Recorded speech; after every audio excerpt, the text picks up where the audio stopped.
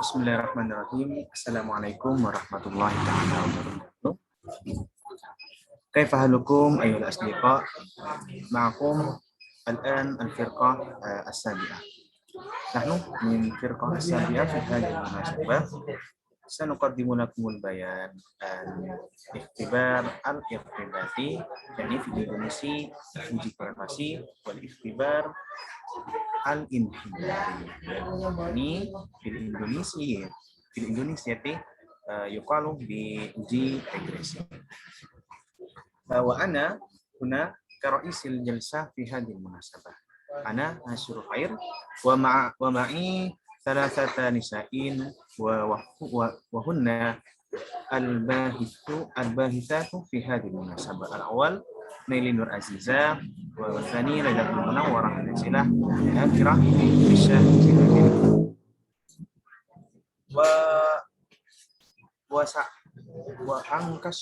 ويقسم البحث في هذه المناسبة في هذه الفيديو بالبحثين. البحث الأول عن اختبار الارتباطي الذي سيقدم له البيان أختنا العزيزة ليلى المنورة مع أختنا هشام اللطينة. والبحث الثاني هو الاختبار الانحداري الذي يقدم البيان بشاملة أولا ثم أختنا الكريمة نيلي نور عزيزة. ولكن في هذه المناسبة لا نستعمل في البيان باللغة العربية. كما علمتم أن البحث مشكل أو مشيكل ولهذا سنقدم له البيان بلغة الإندونيسية إما البحث الأول أو الثاني تيسيرا لنا وتفهيما. طيب للاختبار الارتباطي للبحث الوقت والمكان نقدم لكم.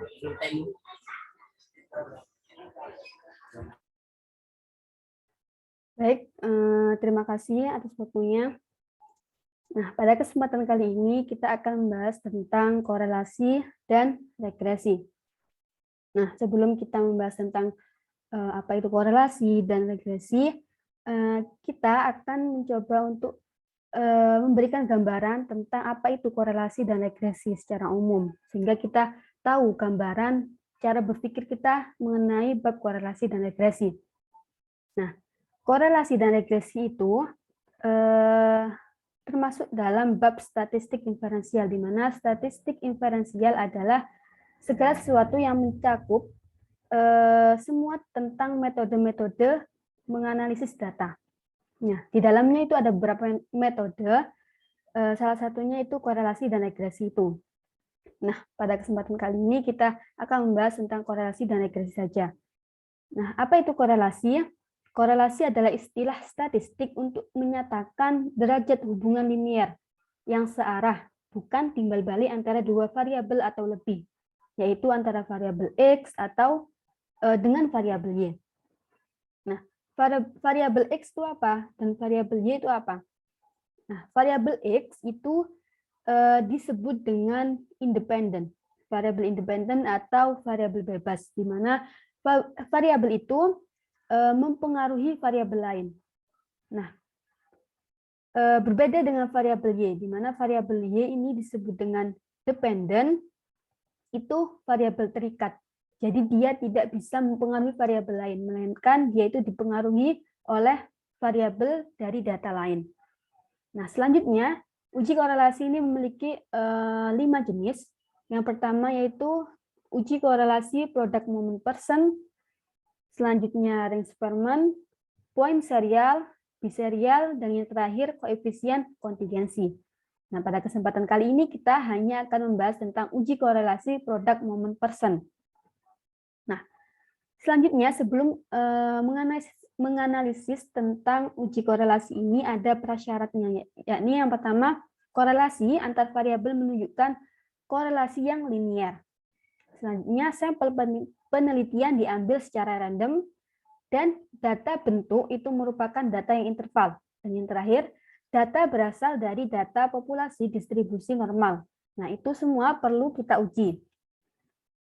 Nah, selanjutnya,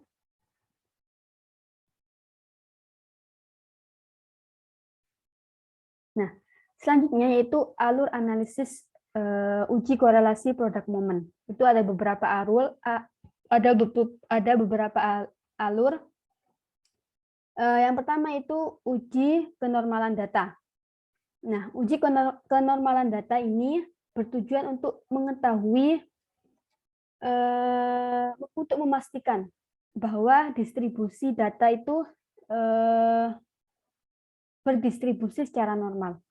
Nah, dengan melihat nilai signifikannya nanti harus lebih dari 5. Nah, langsung saja pada contohnya. Di sini kita memiliki data, ada 10 sampel di sini. Caranya yang pertama, itu kita copy, kita salin datanya ke program SPSS. Di sini kita menggunakan program SPSS untuk membantu menganalisisnya. Nah,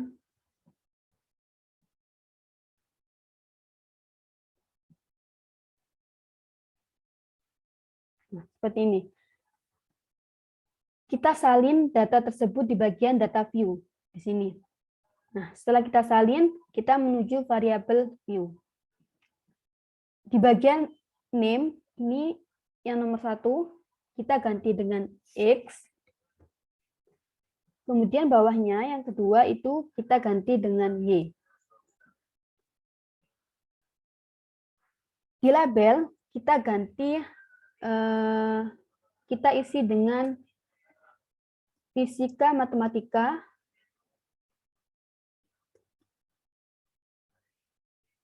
dan selanjutnya fisika kuantum, di mana ini menyesuaikan dari ketentuan tadi. Ini sebagai variabel X dan ini sebagai variabel Y. Seperti itu. Kemudian selanjutnya kita kembali ke data view. Untuk menguji kenormalan data, caranya yang pertama kita klik menu analis di sini. Kemudian kita cari descriptive statistik. Ini. Kemudian kita pilih explore.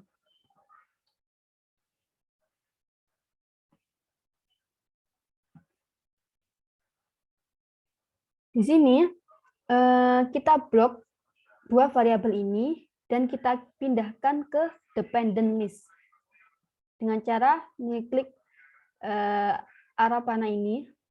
Nah, seperti ini. Kemudian kita klik plot di bagian kanan ini. Nah, akan muncul seperti ini dan kita pastikan untuk mengklik normality plot with test karena kita sedang menguji kenormalan data. Kemudian continue, lanjutkan dengan OK. Nah, di sini akan muncul output dari hasil analisis kenormalan data. Nah, seperti ini.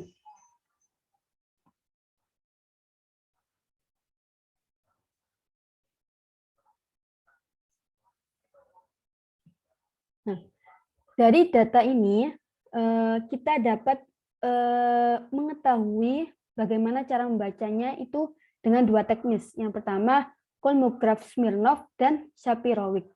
Nah, karena data kita itu kurang dari 50, maka kita menggunakan Shapiro-Wilk yang ini. Kita fokus pada tabel yang ini. Nah, seperti yang kita bilang tadi, di mana nilai signifikan ini harus lebih dari 0,05. Kita lihat di sini nilai signifikan. Yang pertama dulu fisika matematika 0,756.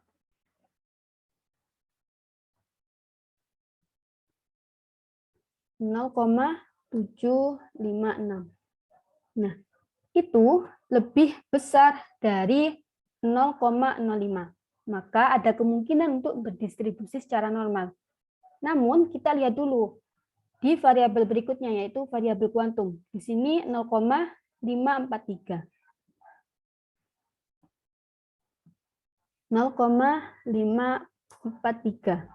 Nah, ternyata di sini juga menunjukkan bahwa nilai signifikannya itu lebih dari 0,05 juga. Maka sudah dipastikan bahwa kedua variabel tersebut berdistribusi secara normal. Sehingga kita dapat melanjutkan kepada uji hipotesis untuk melanjutkan analisis korelasi produk momen, di mana bab ini, penjelasan ini akan dijelaskan oleh saudara kita Lailatul Munawwaroh An-Nazilah. Baik, terima kasih atas waktunya. Di sini saya akan menjelaskan tentang uji korelasi bagian uji hipotesis. Nah, yang pertama, kita masukkan dulu data sampelnya, 10 sampel yang tadi itu, di aplikasi program SPSS. Lalu kemudian kita menuju ke variable view. Nah, pada variable view ini, yang pada di kolom name itu, yang atas itu X, kemudian yang bawah itu Y. Lalu width 8, desimal 2, kemudian labelnya itu fisika matematika, sesuai dengan yang tadi. Kemudian yang bawahnya juga itu fisika kuantum. Lalu kita menuju ke menu analyze yang bagian atas di data view, di menu analyze. Lalu kita pilih yang correlate. Nah, yang correlate lalu diklik bivariate. Nah, itu dipilih bivariate. Kemudian di situ fisika matematika dan fisika kuantum kita pindahkan ke kotak variabel. Kita klik tanda panah. Nah, setelah itu kita pilih option, menu option.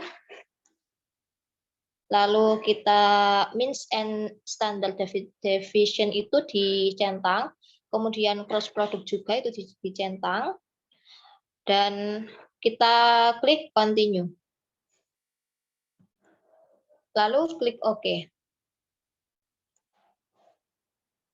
Nah, ini adalah hasil output dari uji hipotesis tadi. Nah, bagaimana cara membacanya?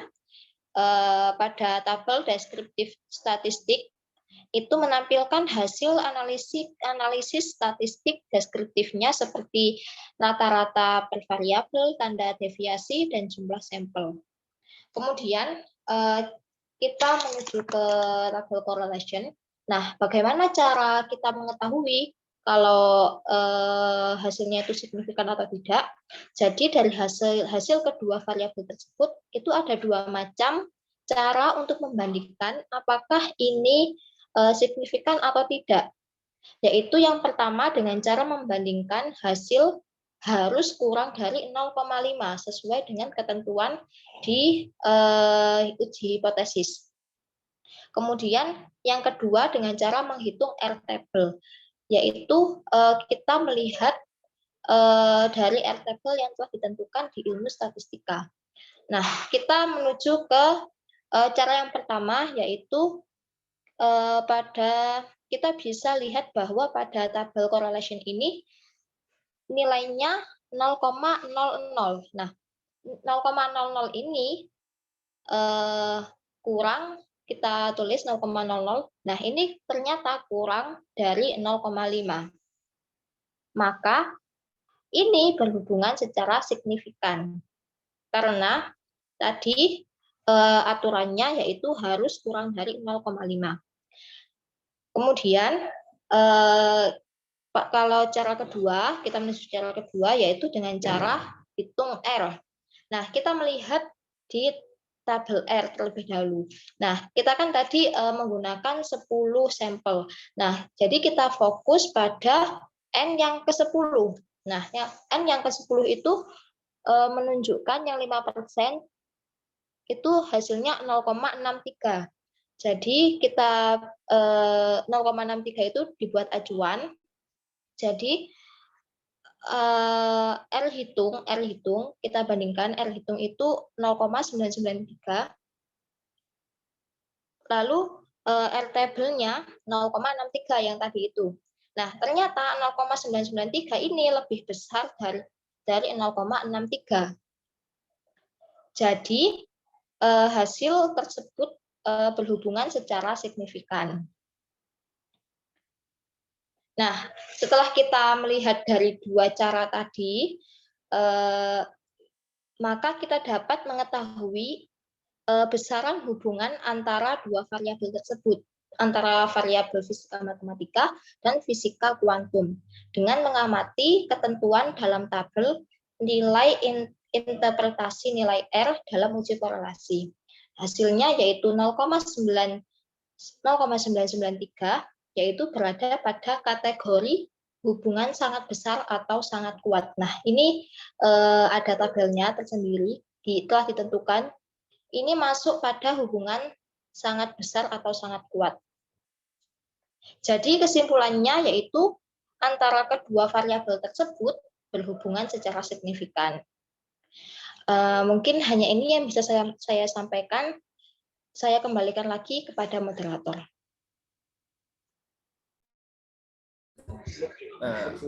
Baik, syukran kami bahas. Asyurukum syukran katsiran Mbah Baitullah itu. Sanastamiru ila al-bahas al-thani wa hiya al-ikhtibar al-inhidar.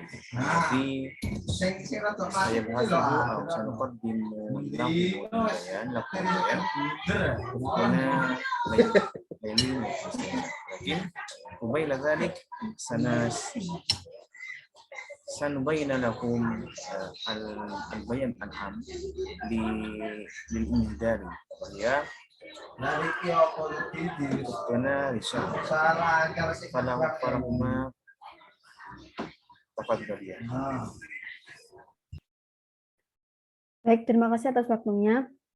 Nah, setelah kita membahas tentang korelasi, selanjutnya kita akan membahas tentang regresi. Apa itu regresi? Sama seperti tadi, sama-sama metode untuk menganalisis suatu data. Nah, sedangkan regresi ini adalah metode statistik yang dipakai untuk memperkirakan hubungan antara sebuah variabel terikat dan variabel independen atau lebih. Nah, tadi kan korelasi itu bertujuan untuk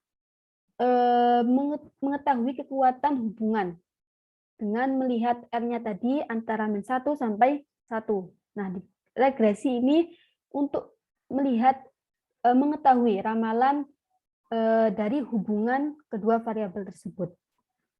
Nah, fungsi dari uji regresi ini ada beberapa penerapannya. Yang pertama itu bisa untuk memprediksi masa depan, kemudian untuk memperbaiki error, atau bisa juga untuk meningkatkan efisiensi operasional. Nah, sangat bermanfaat. Nah, selanjutnya ada beberapa jenis regresi. Yang pertama, regresi sederhana, kemudian non-linier, dan yang terakhir yaitu regresi berganda. Nah, pada kesempatan kali ini kita akan membahas tentang regresi sederhana. Berikut akan dijelaskan contoh cara menganalisis uji regresi sederhana, dan akan dijelaskan oleh saudara kami, yakni Naili Nur Aziza.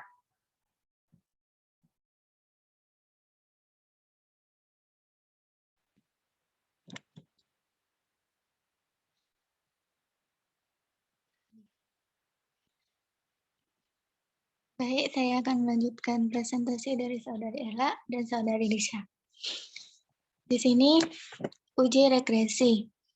Kita akan melihat atau menguji apakah ada pengaruh fisika matematika terhadap fisika kuantum, serta kita akan menghitung berapa besarnya kontribusi variabel bebas terhadap variabel terikat, dan kita akan menentukan tarif signifikannya, serta bagaimana persamaan regresinya. Lanjut ke aplikasi SPS. Pertama, pilih variable view. Kemudian di kolom name, yang pertama kita ubah menjadi fisika matematika.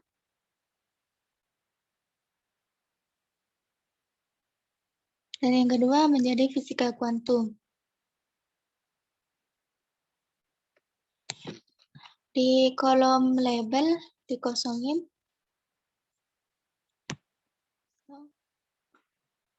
Ya, begitu. Kemudian pilih data view. Ini nilai-nilainya. Kemudian pilih menu analyze. Pilih regression. Kemudian klik linear. Kita masukkan fisika kuantum ke dependent dan fisika matematika ke independent. Kemudian klik OK. Nah, ini adalah hasil output dari uji regresi tadi. Mari kita baca hasil analisis satu persatu. Tabel pertama yaitu variabel enter dan remove. Di variabel enter dan remove ini, variabel enternya berisi fisika matematika dan variabel remove-nya kosong, metodenya enter. Lanjut ke model sumari. Di model sumari ini ada R yang disebut sebagai simbol dari nilai koefisien kolerasi, dan ada R square yang disebut juga koefisien determinasi, yang mana koefisien determinasi ini menunjukkan seberapa bagus model regresi yang dibentuk oleh interaksi variabel bebas terhadap variabel terikat. Kita lihat di sini R square-nya sama dengan 0,987.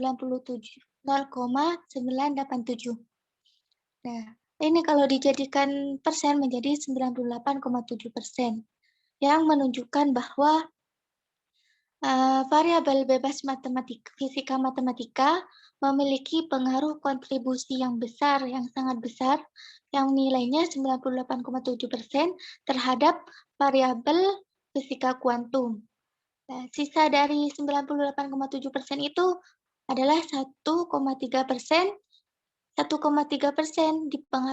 dipengaruhi oleh faktor lain di luar variabel fisika matematika. Kemudian berlanjut ke tabel ANOVA. Di sini, di tabel ANOVA, kita menentukan taraf signifikasi atau linearitas dari regresi.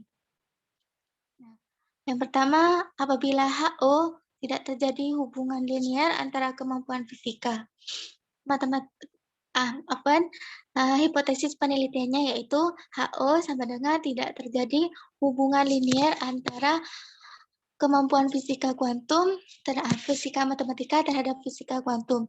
Sedangkan H1 yaitu terjadi hubungan linear antara kemampuan fisika matematika terhadap prestasi fisika kuantum. Mari kita lihat ketentuannya di sini, yaitu jika F hitung lebih besar dari F tabel, maka HO ditolak. Di situ ada hubungan antara keduanya. Sedangkan apabila F hitung lebih kecil dari F tabel, maka HO diterima dan tidak ada hubungan di situ. Kita lihat di sini, F tabelnya berupa F tabelnya 596.178. Sedangkan F hitungnya yaitu 596.178 dan F tabelnya adalah 5,32. Nah, F-tabel ini dapat dari mana? F-tabel ini merupakan ketentuan dari ilmu statistika. Di sini ada tabelnya. Kita bisa hitung dari sini. Berarti hasilnya yaitu F hitung lebih besar daripada F tabel. Yaitu F hitungnya 596,178 lebih besar dari F tabelnya 5,32 yang menyimpulkan bahwa HO ditolak. Ada hubungan atau ada linier di antara fisika matematika dan fisika kuantum. Kemudian berlanjut ke tabel koefisien.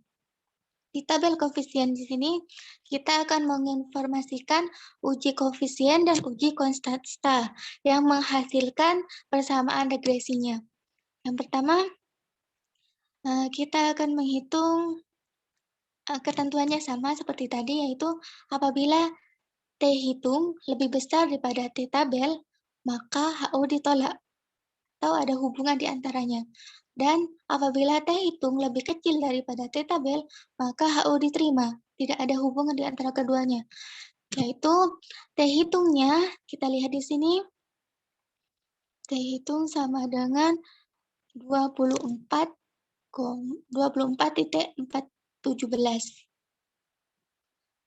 24,17 dan T tabelnya sama dengan 1,680. Nah, sama kayak tadi, T tabel berasal dari ketentuan dari ilmu statistika. Di sini ada tabelnya.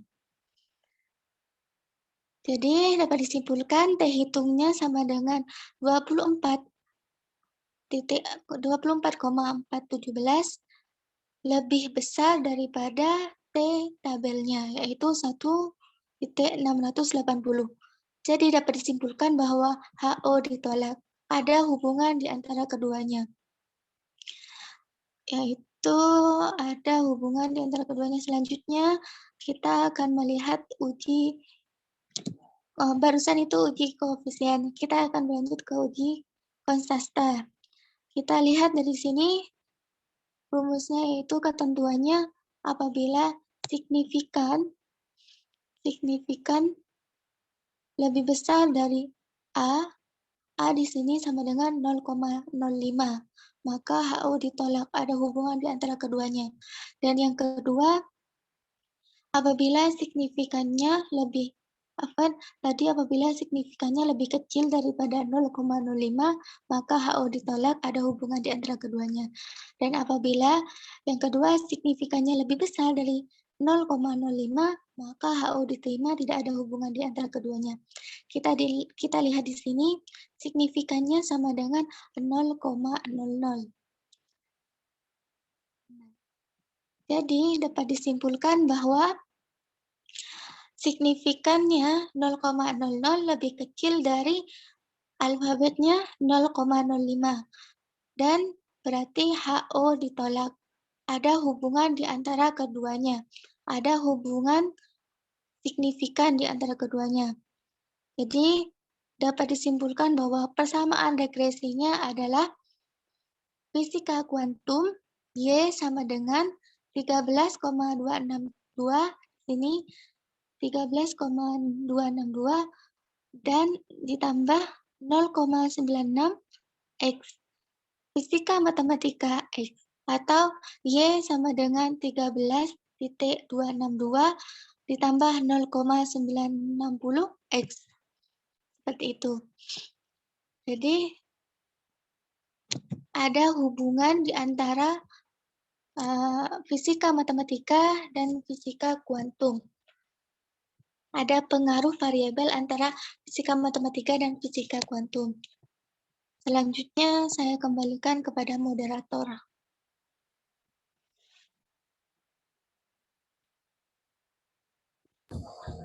طيب شكرا على البيان. وقبل أن نختتم لقاءنا في هذه المناسبة سنقدم لكم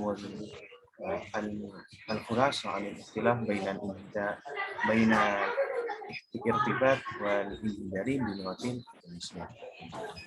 Perbedaan antara korelasi dengan regresi. Yang pertama untuk korelasi. Ini pertama menganalisis tingkat hubungan antar variabel. Sedangkan kalau regresi itu hanya menganalisis besar pengaruhnya saja tanpa adanya hubungan. Kemudian dalam korelasi boleh tidak bersifat kausal. Ini adanya sebab, boleh tidak bersifat sebab akibat. Sedangkan dalam regresi itu ada sebab dan akibat. Kemudian perbedaan yang ketiga untuk korelasi tidak harus ada variabel bebas dan tidak harus ada variabel terikat. Sedangkan dalam inhidar atau regresi itu harus ada variabel bebas dan harus ada variabel terikat. Kemudian perbedaan yang terakhir untuk korelasi itu menghasilkan koefisiensi korelasi regresi. Sedangkan untuk regresi itu hanya menghasilkan persamaan regresi saja. Baik, هذا الخلاصة أو الاختصار بين الاختلاف عن الانحدار والاختلاف. قبل نختتم اللقاء في هذه المسألة أشكركم جميعا لمشاهدتكم ونشكر لنا في أنفسنا الأخطاء والنقائص وأستغفر منه لأني إنسان وكل إنسان محل خطأ والنسيان. طيب هذا من فرقتنا فرقة السابعة. اهدنا الصراط المستقيم. السلام عليكم ورحمة الله تعالى وبركاته.